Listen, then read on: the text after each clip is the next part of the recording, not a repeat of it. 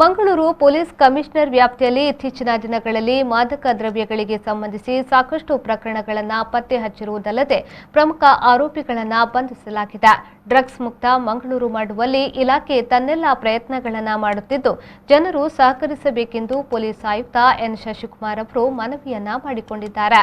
ಅವರು ಮಂಗಳೂರಿನಲ್ಲಿ weekend curfew ಹಿನ್ನೆಲೆಯಲ್ಲಿ ಬಂದೋಬಸ್ತ್ಗಳನ್ನು ವೀಕ್ಷಣೆ ಮಾಡಿ ಸುದ್ದಿಗಾರರೊಂದಿಗೆ ಮಾತನಾಡಿದರು.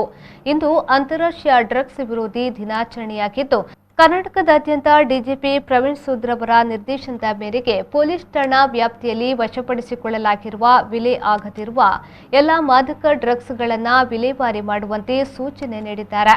ಅದರಂತೆ ನ್ಯಾಯಾಲಯದಲ್ಲಿ ಇತ್ಯರ್ಥ ಆಗಿರುವ ಪ್ರಕರಣಗಳಲ್ಲಿ ಹಾಗೂ ತನಿಖೆಯಲ್ಲಿ ಪ್ರಕರಣಗಳಿಗೆ ಸಂಬಂಧಿಸಿ ಇಲಾಖೆಯ ಡ್ರಗ್ಸ್ ವಿಲೆ ಸಮಿತಿಯ ನಿರ್ಧಾರದಂತೆ ನ್ಯಾಯಾಲಯ ಹಾಗೂ ಮಾಲಿನ್ಯ ನಿಯಂತ್ರಣ ಮಂಡಳಿಯ ಅನುಮತಿಯೊಂದಿಗೆ ಡ್ರಗ್ಸ್ ವಿಲೆ ಕಾರ್ಯವನ್ನು ಮಂಗಳೂರು ನಗರದ ಹೊರವಲಯದ ಮುಲ್ಕಿ ಎಂಬಲ್ಲಿ ನಡೆಸಲಾಗುತ್ತಿದೆ ಎಂದು ಅವರು ಹೇಳಿದರು.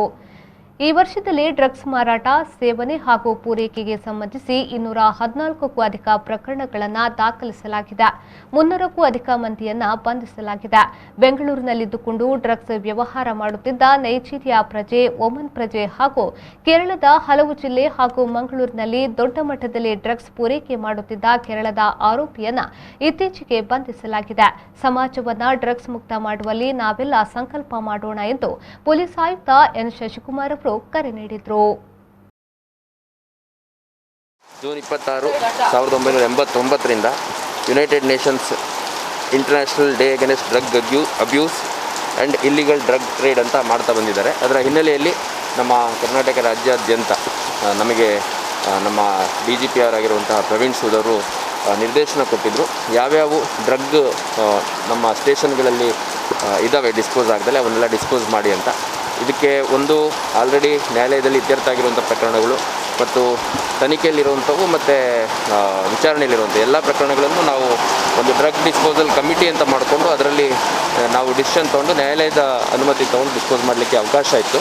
ಮಂಗಳೂರು ಕಮಿಷನರೇಟ್ ವ್ಯಾಪ್ತಿಯಲ್ಲಿ ಸುಮಾರು 130 ಕಿಲೋ ಹೆಚ್ಚಿನ ಒಂದು ತೂಕದ ಗಾಂಜಾವನ್ನು ಮತ್ತು MDMA ಟ್ಯಾಬ್ಲೆಟ್ಸು ಸುಮಾರು 68 ಗ್ರಾಮಷ್ಟು ಮತ್ತು LSD 41 ಸ್ಟ್ರಿಪ್ಸು, ಅದೇ ರೀತಿ ಕೋಕೇನ್ 18 ml ಮತ್ತು ಬ್ರೌನ್ ಶುಗರ್ 18 ml ಗ್ರಾಮ್ಸಷ್ಟು ಸುಮಾರು 50 ಪ್ರಕರಣಗಳಲ್ಲಿ ನಾವು ಈ ಹಿಂದೆ ವಶಪಡಿಸ್ಕೊಂಡಿದ್ದಂಥ ಡ್ರಗ್ಸನ್ನು ಡಿಸ್ಪೋಸ್ ಮಾಡೋವಂಥ ಕೆಲಸ ಮಾಡ್ತಾಯಿದ್ವಿ. ಮುಲ್ಕಿಯಲ್ಲಿ ನಾವು ಈ ಒಂದು ಕೆಲಸ ಮಾಡ್ತಿದ್ದೀವಿ.